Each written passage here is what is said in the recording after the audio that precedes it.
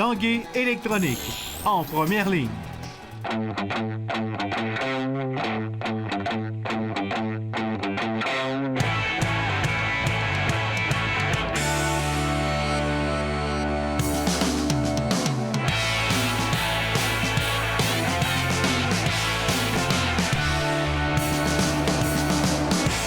À tous un bon mardi. Bienvenue à l'Esprit sportif. Au programme aujourd'hui, un peu plus tard, on parlera de natation d'endurance et d'un événement qui aura lieu en Angleterre dans quelques jours, à lequel participera un nageur de Québec.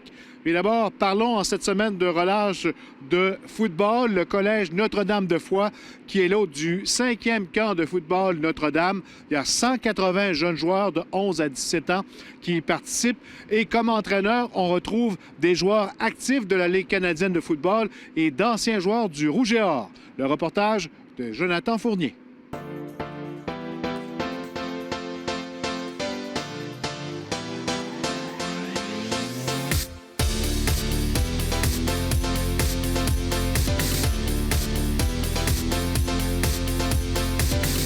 Ce sont des jeunes qui pratiquent le football déjà en milieu scolaire la plupart du temps, benjamin, cadet, juvénile, jusque sur le point de faire partie des programmes collégiaux. Oui, exactement. Donc, la majorité des jeunes qui sont ici participent présentement dans du football, soit scolaire ou civil, là, plus dans la région de Montréal également.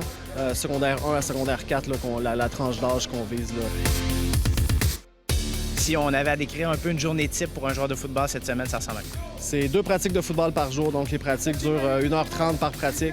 Ils ont un entraînement qui vont être connexes, donc soit un entraînement de yoga, un entraînement de boxe ou un cours de natation également qui vont avoir de disponible durant la semaine. Et également une conférence ou un meeting là, avec une rencontre supervisée avec les entraîneurs sur place.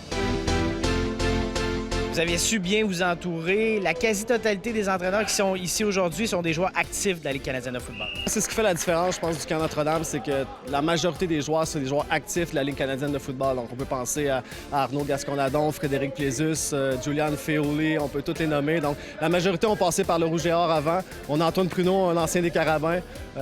Sinon, on a Tanner Marsh, un joueur là, qui vient du Texas aussi, là, qui entraîne les carrières cette année. Donc, on est très content des entraîneurs qu'on a. C'est ma 5e année, je pense, ici. C'est toujours le fun. C'est un camp qui grandit à chaque année. Pour les jeunes, c'est vraiment le fun. Je pense qu'il y a une qualité de coach ici vraiment incroyable. On a du plaisir à faire ça. Les jeunes aussi ont du plaisir à être ici. Puis je pense que ça prenait ça, je pense, dans la région. Je veux dire, ils ont des installations pour faire ça ici. Les jeunes sont bien en résidence, sont nourris. Je veux dire, on a le terrain intérieur. Je pense que c'est un must vraiment. Puis à chaque année, je pense que les jeunes, ils trippent, ils ont du fun, puis autant que nous autres. À quelle formation de la Ligue canadienne on touche en ce moment? Plusieurs? Bien, plusieurs. Beaucoup de joueurs des Alouettes de Montréal. Présentement, on a Frédéric Plézus qui vient d'être échangé aux Alouettes. Donc, les Alouettes, les Red Blacks d'Ottawa, donc on a beaucoup de francophones aussi. Les Blue Bombers de Winnipeg. Donc, c'est pas mal les 3 équipes qui sont le plus représentées ici. Pour ce qui est du football, je pense que on a tous reçu plus jeunes, puis c'est le temps de redonner. Puis je pense que c'est aussi une occasion de passer une belle semaine avec des anciens coéquipiers à moi, qu'on est toujours chacun de notre bord dans la province du Québec. Et, donc, ça fait une belle occasion de se retrouver. C'est passer une semaine à coacher ces jeunes-là qui, plus tard, on les voit évoluer. Finalement, on les voit à la télé. Puis on dit « Hey, je connais ce gars-là, je l'ai coaché pendant la semaine. » Puis ça rapproche tout le monde. Ça fait que le foot, c'est un petit monde. Puis c'est ça qui est le fun. On s'appuie sur quel playbook pour faire les entraînements de football? Bon, en fait, le système offensif et défensif, là, c'est moi qui l'ai créé là, durant la semaine. C'est sûr que je prends de l'information là, de différents entraîneurs, même de la région de Québec, là, au niveau scolaire, pour s'assurer que ce qu'on va leur montrer, ça soit pas justement là, des techniques professionnelles, mais ça soit ajusté à leur groupe d'âge, à leur groupe de à leur développement, à leur âge. Là. Donc, on est parti à une centaine de joueurs. Maintenant, là, on affiche quasiment 200 joueurs à chaque année. Donc, effectivement, le camp grossit. Puis, on est pas mal à la pleine capacité à chaque année. Là. Dépasser 200 joueurs pour un camp comme ça, là, ça vient un petit peu gros, mais présentement, on a un bon nombre de joueurs. Là. On est ici pour développer les jeunes, dans le fond, leur donner des techniques pour qu'après ils puissent amener ça dans leurs équipes respectives, vraiment développer un peu leur talent de joueur, puis leur permettre un peu d'avoir accès là, aux techniques que nous, on utilise, puis à notre expérience en tant que joueur professionnel. Vraiment leur donner des petits trucs là, qu'ils vont pouvoir ramener dans leur programme, puis ils vont pouvoir appliquer là, plus au quotidien. C'est sûr qu'il y a des joueurs qui vont faire déjà du sport-études dans leur programme. C'est correct s'ils font pas des camps d'entraînement du type du camp Notre-Dame parce qu'ils font déjà du football durant tout l'hiver. Je pense qu'à un moment donné, des fois, il faut que les joueurs aient des repos à un certain moment donné. Mais c'est sûr que pour des joueurs qui n'ont pas accès à des programmes de sport-études, mais ce camp-là est vraiment ciblé pour eux autres, pour faire du football de plus, pour apprendre des techniques de plus. C'est vraiment le but. Quelles sont les premières choses qu'on dit à des jeunes de cet âge-là dans un camp de football? De faire confiance au processus, de travailler fort, puis de ne pas s'arrêter à leur qualité athlétique, vraiment juste de vouloir évoluer au courant de la semaine. Puis moi, je leur dis ce que je regarde, c'est leur progression. Mon évaluation ne se base pas sur quelle école ils viennent, leur qualité athlétique du début de la semaine. C'est vraiment leur progression au courant de la semaine. Puis s'ils sont capables d'appliquer, puis vraiment d'essayer de faire ce qu'on leur demande, parce que nous, c'est ça qu'on veut. On veut vraiment qu'ils sortent un peu de leur zone de confort puis qu'ils essayent des nouvelles techniques. Du plaisir. Première des choses, c'est avoir du plaisir. On fait ça pour avoir du plaisir, c'est un sport. Ayez vraiment du plaisir. Respect de l'autre également. Je pense que le football, c'est tellement un sport d'équipe. Pour moi, c'est un sport d'équipe par excellence. Avec vos amis, puis même l'adversaire, je pense que c'est le respect de l'autre. Puis après ça, la discipline va arriver, mais ayez du plaisir en partant. Après la pause, tout un défi pour un nageur d'endurance de Québec.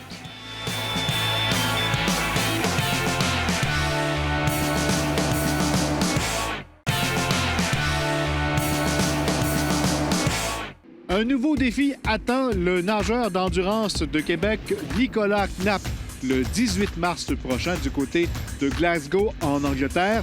Il prendra part au Red Bull Neptune Step, une course qui allie nage en eau libre et course à obstacles.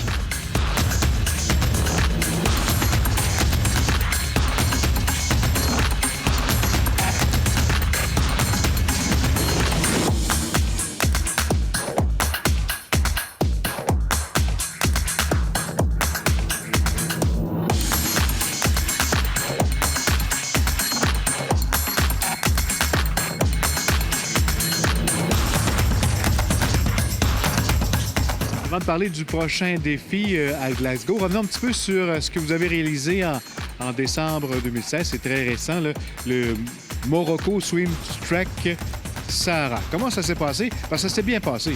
Oui, ça s'est très bien passé. Écoutez, c'était vraiment une expérience incroyable. Aller dans le désert en plein Sahara, dans le sud du Maroc, à Dakhla, et parcourir pendant une semaine 4 épreuves pour faire un total de 30 km. Puis, à ma grande surprise, j'ai terminé 3e du classement général sans combinaison. Puis, premier Nord-Américain à avoir participé à cette compétition-là et puis à monter sur le podium.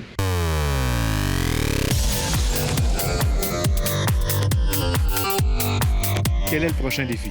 Alors oui, ça m'a donné le goût. Puis le prochain défi, c'est le Red Bull Neptune Steps à Glasgow, en Écosse. C'est un mélange, c'est plus vraiment de l'eau libre. C'est de l'eau libre, mais sans être de l'eau libre, c'est un mélange d'eau libre avec des courses à obstacles. Donc, c'est 400 mètres d'épreuve, à peu près 420 mètres exactement d'épreuve. Et il faut gravir 7 écluses.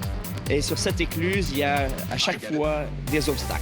Donc, un filet à grimper, un mur d'escalade. Là, il y a un filet qui va être placé en largeur du canal. Il va falloir passer par-dessus.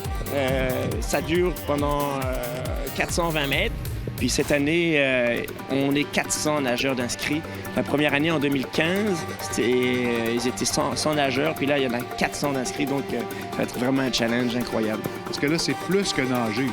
Ah ben là, c'est tout un défi. Là, c'est physique, ça demande beaucoup de force, ça demande de l'endurance, ça demande de la vitesse, de l'agilité. Il faut être capable de grimper les obstacles. Et puis, bon, en plus de ça, j'ai une petite problématique. Je sais que j'ai eu les 2 épaules opérées, puis un biceps qui m'a sauté l'hiver passé. Donc, moi, faire des chin-up, c'est quasiment impossible. J'en fais 1, voire 1,5, puis ça fait 1 mois qu'on essaye. Donc, ça va être vraiment un défi complètement nouveau. Surtout sortir de l'eau, puis grimper à la corde pour passer sur un obstacle. Ça va être incroyable, ça. I get it. Il y a 8 séries hommes, il y a 2 séries femmes, il y a des séries juniors. Donc, le matin, c'est les séries. Après, il y a ça, c'est les éliminatoires. Après, il y a des demi-finales dans le milieu de l'après-midi. Et le soir, il y a la finale homme et la finale femme. Puis après, c'est le party Red Bull, il paraîtrait. Donc, ça va être vraiment une expérience nouvelle pour moi. Puis, je pense que ça va être assez corsé parce que c'est très... je pense que ça va être très relevé. Hein. Être capable de... partir trop vite, mais partir vite pour pas se faire éliminer à la première ronde, je sais pas. C'est tout nouveau pour moi, je sais pas, on verra bien. On se prépare, oui, depuis un mois, mais de quelle façon? Je consulte Galric Besset, qui est un préparateur physique, puis c'est lui qui s'occupe de moi au privé. Puis depuis plusieurs semaines, on s'occupe vraiment à faire comme des circuits training avec des cordes, avec comme un peu du crossfit. Là, on s'occupe de faire ça plus dans la piscine, comme le mardi souvent, c'est ça que je fais. Je fais beaucoup de longueur de piscine, mais en sortant par le mur, en replongeant, en sortant par le mur, pour s'habituer à changer de position de l'horizontale à la verticalité, parce que ça demande beaucoup. L'eau est à très basse température, mais vous aurez pour cette fois-là là, à revêtir un survêtement qui vous servira à passer à travers ça. Exceptionnellement, oui, effectivement, vu les conditions, puis là, c'est de l'eau froide qui est à peu près à 4 degrés Celsius qu'ils disent. Puis que j'ai pas vraiment le choix parce que tout le monde là-bas va porter une combinaison. Donc, j'ai été obligé de m'équiper d'une combinaison. Ben, j'étais voir à la boutique du lac, au lac Beauport, puis ils m'ont prêté une combinaison comme celle-ci, là, en néoprène, qui est vraiment le top du top des combinaisons avec des ouvertures en avant, puis pour la cage thoracique. Puis vraiment, j'ai fait des essais dans l'eau, puis c'est pas du tout la même natation que l'on fait. On flotte, on vole sur l'eau, c'est complètement incroyable.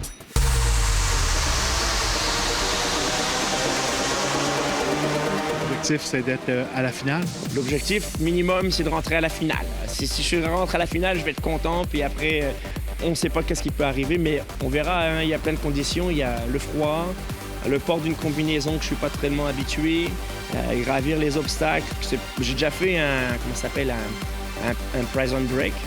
J'avais adoré mon expérience, mais je n'étais pas entraîné à l'époque. Donc, j'ai faire un peu d'escalade. J'ai touché à pas mal de sports, mais là, c'est tout mélangé, tout condensé sur une période très intense. Le vainqueur l'année passée, il l'a fait en 5 minutes 45. Merci, bonne chance. Merci beaucoup. Voilà, c'était votre émission L'Esprit sportif pour aujourd'hui. Demain, entre autres, à notre émission, un reportage sur les championnats canadiens de ski acrobatique junior qui se déroulent au cours de la fin de semaine au centre de ski Le Relais. Je vous donne rendez-vous à demain. Bye-bye.